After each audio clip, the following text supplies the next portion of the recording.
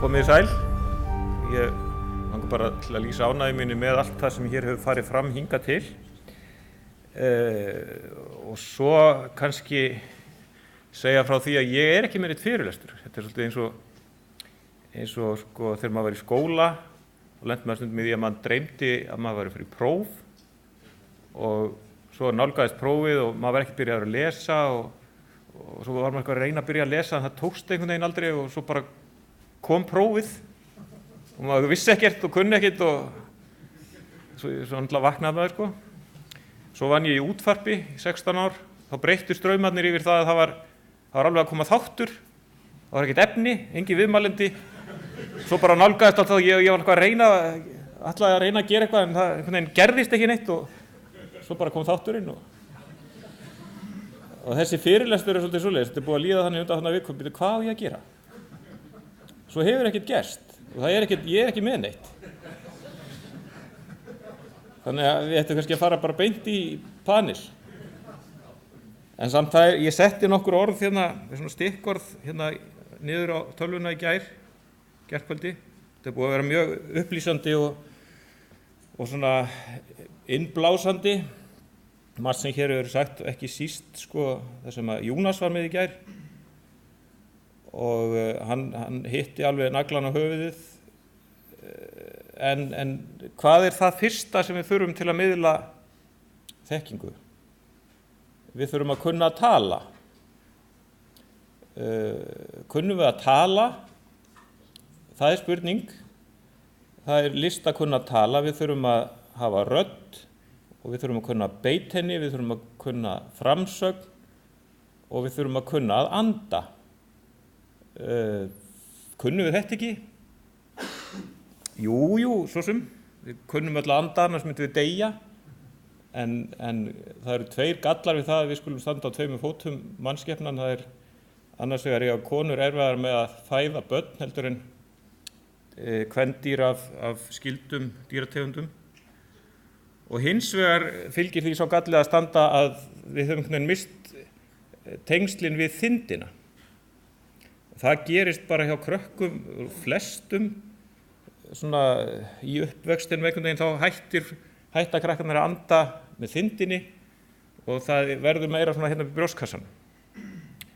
Og þegar maður andar í brjóstkassan þá hefur maður ekki alltaf þessa stjórn sem að þindin hefur hæfileika til að beita. Það er ekki vöðvar hérna uppi sem hannaði til að stýra loftflæðinu í gegnum raddböndin og svona. Þá fyrir fólk að anda svona hérna upp og þá þarf það að hérna, klemma hérna í hálsinum svona til að stýra loftinu og þá breytist röddin og þá fer hálsinum að líða illa og maður fer að ræskja sig og fólk verður óáheyrilegt og þetta eru hlutir sem þyrfti að kenna í grunnskóla. Allt þetta. Og það er ein mjög auðveld leið til að kenna fólki að anda með þindinni. Ég ætla bara að sýna ykkur.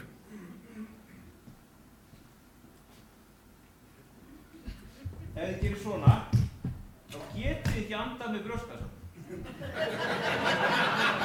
Það er bara hægt að anda með þindinni. Þannig ef þið kunnið ekki þindaröddun, gerið þetta bara og þá finnið þið hvar hún er. Og svo bara venjið ykkur á það, anda alltaf bara með þindinni. Allan daginn, alla nóttina og líka þegar talið að nota sér þindina.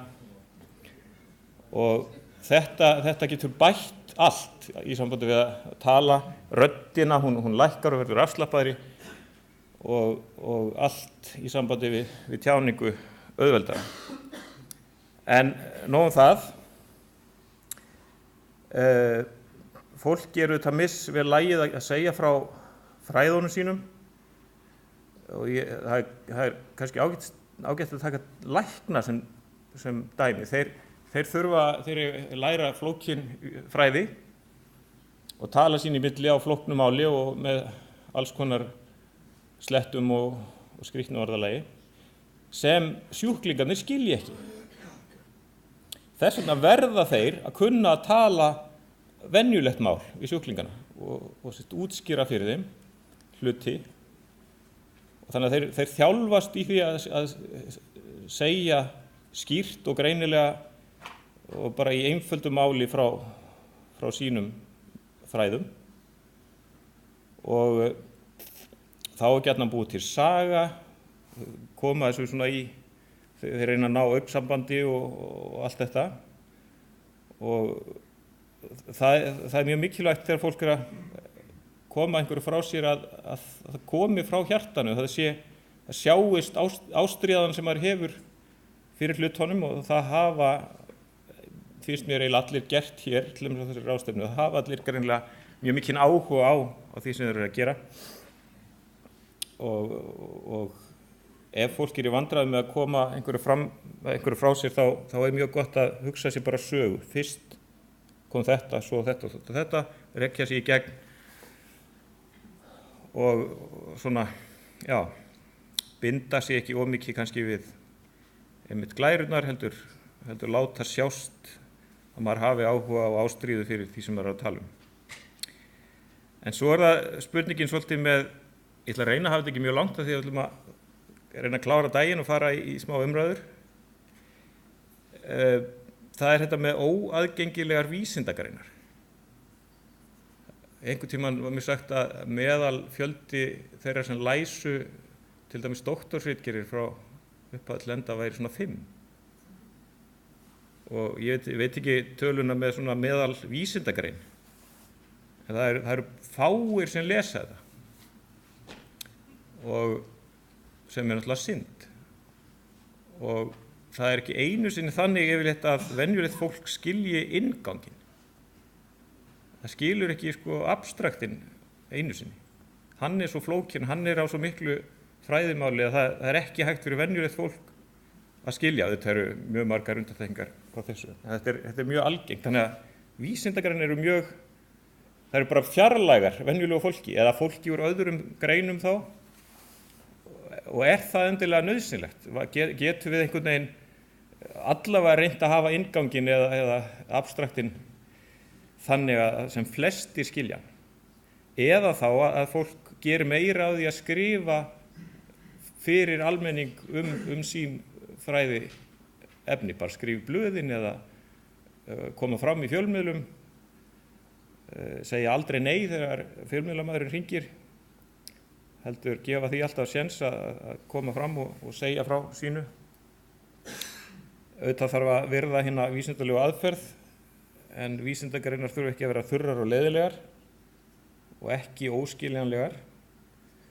Stundum hefur maður tilfinninguna að vísindagreinarnar, að vísindafólki fái það greina að senda tilbaka ef það eru ekki nógu flóknar eða ef það er ekki nógu flókið málaðum, þá virkir þetta ekki nógu einhvern veginn flott. Kannski rugl í mér, ég veit ekki. En vísindamenn og fjölmiðlar, það er tortryggni svolítið í báðar áttir. Maðurinn heldur, já, hvað er hann, hvað vill hann vill bara einhverja svona, eitthvað sem hann getur slegið upp á forsíðunni og hann vill slá sig til riddara með að setja eitthvað fram á einhvern svona, já, sláandi hátt og eitthvað svona. Og fjölmiðlafólkið, það hefur kannski líka einhverja fordóma gagnvart vísindafólkinu, fólkið í fílabeinsturnunum og allt þetta, sem merkilegt með sig, sem það náttúrulega ekki endilega. Ég var að tala að segja sögur, fólk getur æft sig á börnunum sínum í fjölskylduboðunum, nú eru fermingar framundan, þá gott að æfa sig, segja frá því sem maður hefur verið að gera, rannsaka, athuga hvort fólk skilur það. Ef það skilur það ekki, hverjum það að kenna? Er það fólkið sem tekur við sem svona vitlaust eða er þetta ekki sagt á réttan hátt? Getur þá sagt þetta einhvern veginn betur? Alan Alda, leikarinn frægi bandaríski sem var lék í spítalalífi fyrir margt löngu, Mars. Hann hefur mikið verið að mikið unnið við það að koma að vísindum á framfæri og vísindafólki og tekið viðtöl og líka verið í því að þjálfa fólk. Og það er til einhver myndbönd til dæmis á YouTube þar sem að sést ungt fólk, fólk sem í einhverju námi, það heldur smá erindi, svo fer það á námskeið hjá Alan Alda og svo heldur það aftur erindi. Og það mikill munur. Þá hann búinn að segja fólki hvernig það geti svona spunnið og láti hlutina koma svona meira frá hjartanu heldur en beint upp úr fræðunum. Fólk veit svo mikið, það þarf ekkert alltaf að hanga í gögnunum, það veit svo mikið og þá geta dælt því fram svona ekkert með allt og mikil áreynslu. Og svo þetta með einangrunina. Af hverju erum við hér að tala hvert við annað? Svo er einhver önnur stofnun með svipaðar ráðstefnu og þar tala allir bara saman félagarnir. Eigum við að gera meira af því að blanda saman, eins og Jónas var að segja í gær, blanda saman faggreinum. Ég man eftir þegar ég var í háskólanum fyrir næstu 30 árum, þá var einn félagi minn í mannfræði og sótt það að fá að taka viðskiptafræði sem aukagrein. Og hann stóð í stappi við Háskóla Íslands til að fá þetta. Og þetta sem betur fyrir orðið sjálfsagt mál núna, en greinilega samkvæmt því sem að Jónas talaði í gær, ekki orðið nógu algengt. Hvers konar blöndur viljum við af skógfræðingum? Skógfræði og sálfræði, skógfræði og, læknisfræði, skógfræði og bókmenntafræði, bara hvað sem er. Þá koma þetta tengingar á milli fræðigreina og út í samfélagið. Getum við til dæmis tala við hagfræðinga, tala til þeirra meira, tengt okkur við þá, arkitekta. Landslagsarkitektar virðast stundum ekki skilja hvernig tré vaxa. Sumir eru kannski vilja ekki einu sinni tré, þau eru bara til vandræða. Sálfræðingar, veðurfræðingar, hvað sem er. Og svo spurning með einangrunina, við erum auðvitað með þessa fínu rannsóknarstöð. Er hún nægilega mikið í tengslu við aðra? Einhver sagði að það ætti að sameina einhverju öðru. Ég er ekki að halda því fram. Ég er ekki heldur að halda því fram að við ættum að hætta að halda fagráðstefnu Skógræktar. En þið fattið svona hvað ég reyni að segja með þessu að blanda hlutunum meira saman og auka tengslin. Svo þetta, það var alveg frábær glæra hjá Óla Eggerts í gær sem að ég held að geti nýst til að kenna fólki bara það hvað lífhagkerfið er. Pennarnir sem þið fenguð í gær, þeir eru gerðir úr plasti sem gert úr sellulósa. Þannig að þetta að 80% úr viði, eða sem sagt viðarafurðum, þessi pennar.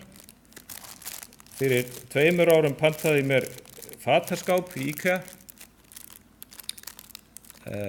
Svo dróst að setja hann upp, hann til núna í haust. Þegar ég tók upp úr pakkanum þá var ein hliðin, það var stór sprunga í henni, hún var bara ónýtt. Ég tók mynda henni og sendi IKEA og ekkert mál, sendu þau bara nýtt. Það kom alveg eins pakki með sama innihaldi, en munurum var sá að í pakkanum fyrir 2 árum var frauðplast til þess að fylla upp í holrúm og verja. Núna var þetta pappi. Þannig að lífhagkerfið hefur stigið eitthvert skref. Núna fæst í Tiger eða Tiger fást svona hnífapör, svona einnota í staðinn fyrir plast.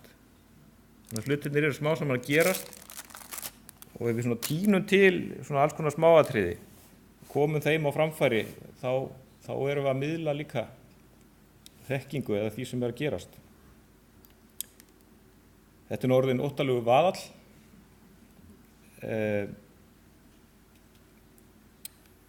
Ég ætla að koma hérna með kannski bara í lokin eina hugmynd af því að fólk er alltaf að tala að það vanti fleira ungt fólk í náttúruvísindi. Af hverju ætli það sé? Ég veit það ekki.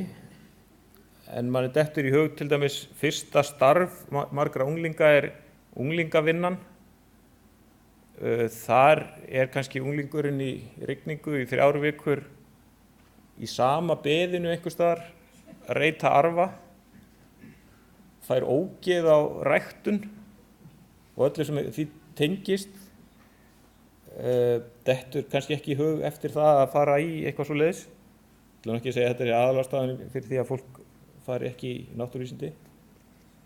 En það væri hægt að gera aðra hluti, til dæmis að ef skólar hefðu gróðurhús, það væri bara gróðurhús við alla skóla, þar væri farið og sáð, rækta grænmeti og grænmeti væri notað í skólamötuneytinu og þau fengið að vita leið, áttuðu sig á því hvernig þetta væri gert og öllum þeim lögmálum sem þarna gilda fengið að læra hringrásir næringarefnanna og svoleiðis. Þau gætu jafnvel sáð fyrir trjám og farið síðan með þau á vorin eða haustin og gróðursett. Þannig yrði svona auka kennslustofa, bara þar sem eiginlega öll náttúruvísindin myndi rúmast inn í, og hægt að fara í efnafræði og eðlisfræði og líffræði og allt í tengslu við þetta, og þau kynnu að rækta. Þannig að við myndum þá bara útskrifa heila kynslóð sem kynni bara hreinlega að rækta og skildi hvernig þetta virkaði og hvernig þetta sá fræjum og svoleiðis. Svo held ég að við ættum bara að snúa okkur af umræðum. Er það ekki? Takk fyrir mig.